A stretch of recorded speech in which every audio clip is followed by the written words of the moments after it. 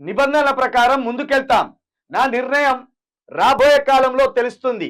Speaker గడ్డం Prasad. Party మారిన ఎమ్మెల్యేలపై high court ఇచ్చిన తీర్పుపై అసెంబ్లీ స్పీకర్ గడ్డం ప్రసాద్ మంగళవారం స్పందించారు. పార్టీ ఫిరాయింపుల కేసు కోర్టు పరిధిలో ఉందని, పార్టీ మారిన వారిపై చర్యలు తీసుకునేందుకు 4 వారాలు గడువు ఇచ్చిందన్నారు. అలాగే తాము నిబంధనల ప్రకారం నడుచుకుంటామని స్పష్టం చేశారు. తాను తీసుకునే నిర్ణయం రాబోయే కాలంలో తెలుస్తుందన్నారు. దీంతో ఆయన ఎలాంటి నిర్ణయం తీసుకుంటారన్నది ఆసక్తిగా మారింది. ఒకవేళ అనర్హత వేటు వేస్తే వారి నియోజకవర్గాల్లో ఉప ఎన్నికలు వచ్చే అవకాశం ఉంది. దీంతో ఆ నేతల్లో గుబులు మొదలైంది. ఇక అసెంబ్లీ ఎన్నికల్లో బీఆర్ఎస్ నుండి గెలిచిన ఎమ్మెల్యేలు కాంగ్రెస్ లో చేరిన విషయం తెలిసిందే. దీంతో బీఆర్ఎస్ నేతలు పార్టీ మారిన ఎమ్మెల్యేలపై అనర్హత వేటు వేయాలని పలుమార్లు స్పీకర్ వద్దకు వెళ్లారు. ఎలాంటి స్పందన లేకపోవడంతో హైకోర్టును ఆశ్రయించారు. ఇరు వైపుల వాదనలు విన్న న్యాయస్థానం 4 వారాల్లోగా చర్యలు తీసుకోవాలని స్పీకర్ కార్యాలయాన్ని ఆదేశించింది. ఒకవేళ చర్యలు తీసుకోకపోతే సుమోటోగా తీసుకుంటామని హెచ్చరించింది. మొత్తానికి స్పీకర్ వేటేసినా ఏకపోయినా న్యాయస్థానం మాత్రం తప్పకుండా కడియం శ్రీహరి మీద, దానం నాగేందర్ మీద, తెల్లం వెంకట్రావు మీద, అదేవిధంగా పోచారం శ్రీనివాస్ రెడ్డి మీద, ఇట్లా 10 మంది ఎమ్మెల్యేల మీద ఖచ్చితంగా న్యాయస్థానం చర్యలు తీసుకొని వాళ్ళను డిస్క్వాలిఫై చేసి పడేస్తుంది. అయితే ఇక్కడ గతంలో ఒక ఛానల్కి ఇచ్చిన ఇంటర్వ్యూలో గడ్డం ప్రసాద్ స్పీకర్ గారు ఒక మంచి మాట అన్నారు. ఇట్లా పార్టీ ఫిరాయింపులను మీరు స్వాగతిస్తారా, ప్రోత్సహిస్తారా అని అడిగినప్పుడు నేను వీటికి ముమ్మాటికి నేను వ్యతిరేకం.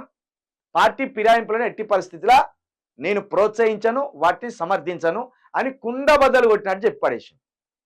కాకపోతే ఇక్కడ గడ్డం ప్రసాద్ గారు వెంటనే చర్యలు తీసుకోపోవడానికి కారణం ఏంటంటే కాంగ్రెస్ ద్వారా ఎన్నుకోబడిన నాయకుడు, కాంగ్రెస్ మద్దతు ద్వారా ఇక్కడ స్పీకర్గా కూర్చున్నాడు.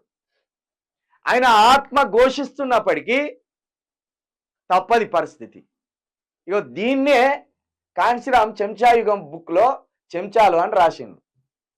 మీరు ఒక పార్టీలోకి వెళ్ళినప్పుడు ఆ పార్టీకి లోబడి పనిచేస్తారు తప్పించి మిమ్మలను నమ్ముకున్న ప్రజల కోసం ఎట్టి పరిస్థితుల్లో పనిచేయరు, రాజ్యాంగానికి లోబడి ఎట్టి పరిస్థితుల్లో పనిచేయరు అని కాంశీరామ్ గారు చెంచాయుగం బుక్లో స్పష్టంగా రాసిండు. అది ఎవరికి ఎదురవుతుంది? ఇలాంటి పరిస్థితి ఎస్సీ బీసీ ఎస్టీ వాళ్ళకే ఎదురవుతుంది. ఎందుకంటే ఇక్కడ ఒక ఎస్సీని కూర్చోబెట్టి ఈ ఎస్సీ ద్వారా అనర్హత వేటు వేపియాలని చూస్తున్నాడు. ఆయన చేయడు. ఆయన చేస్తే తక్షణమే ఈయన రాహుల్ గాంధీ దగ్గరికి పోతాడు. సార్ స్పీకర్ చెప్పినట్టు వింటలేడు సార్, కాబట్టి స్పీకర్ మీద అవిశ్వాస తీర్మానం పెట్టేసి ఆయన తొలగించేసి మనకు ఎవరైతే చెప్పినట్టుంటారో ఒక బానిసను ఆయనను తీసుకొచ్చి కూర్చోబెడదామంటారు. అలాంటి రాజకీయం ఉంటుంది. కాబట్టి గడ్డం ప్రసాద్ స్పీకర్ గారికి స్వయంగా ఇష్టం లేనప్పటికీ హైకోర్టు ఎప్పుడైతే తీర్పిస్తుందో దాన్ని బట్టి ఈ ముగ్గురి మీద అనర్హత వేటు వేసి పడిస్తారు. ఇక ఇది కూడా రేవంత్ రెడ్డి చేపిస్తున్న రాజకీయ డ్రామానే. ఎందుకంటే ఈయన మంత్రి పదవి మీద ఆశ పెట్టుకున్నాడు కడియం శ్రీహరి, ఈయన కూడా మంత్రి పదవి మీద ఆశ పెట్టుకున్నాడు. ఇక ఈయన అంటే చిన్నగా కాంట్రాక్టర్లు వస్తే తీసుకుందామనే ఆశలో వాళ్ళు ఉన్నారు. ఇప్పుడు వీళ్ళని ఏం చేయాలి?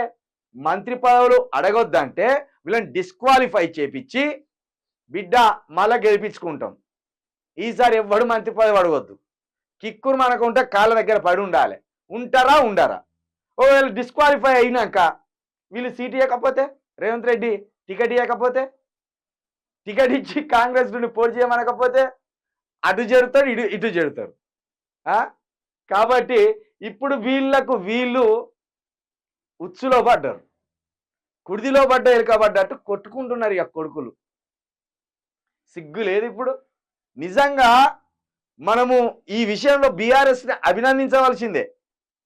వాళ్ళు కూడా పార్టీ ఫిరాయింపుల చర్యలకు పాల్పడ్డారు. కానీ అప్పుడు రేవంత్ రెడ్డి మరి వీటి మీద కోర్టుకు పోలే, అనేక విషయాల మీద కోర్టుకు పోయింది. కానీ మా పార్టీ ఎమ్మెల్యేలను గుంజుకుంటున్నారని పార్టీ ఫిరాయింపుల కేసు ఎప్పుడు వేలేవాళ్ళు కోర్టులో. ఇక ఇప్పుడు ఇలాంటి మార్గం చూపిన బీఆర్ఎస్ను అభినందించవలసిందే.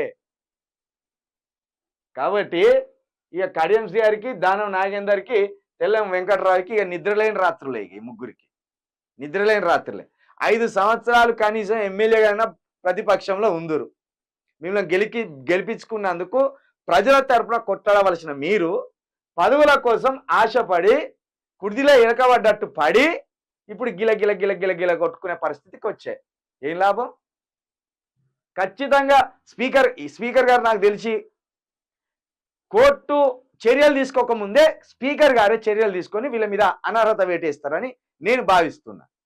ఎందుకంటే స్పీకర్ తన గౌరవాన్ని కాపాడుకోవడానికి తన పార్టీకి ఈ క్రెడిట్ దక్కాలనే ఉద్దేశంతో అనర్హత వేటు వేయండి, మనం మళ్ళా గెలిపించుకునే అవసరం అయితే అని రేవంత్ రెడ్డి స్పీకర్కి చెప్తాడు. స్పీకర్ వీళ్ళ మీద అనర్హత వేటు వేస్తాడు.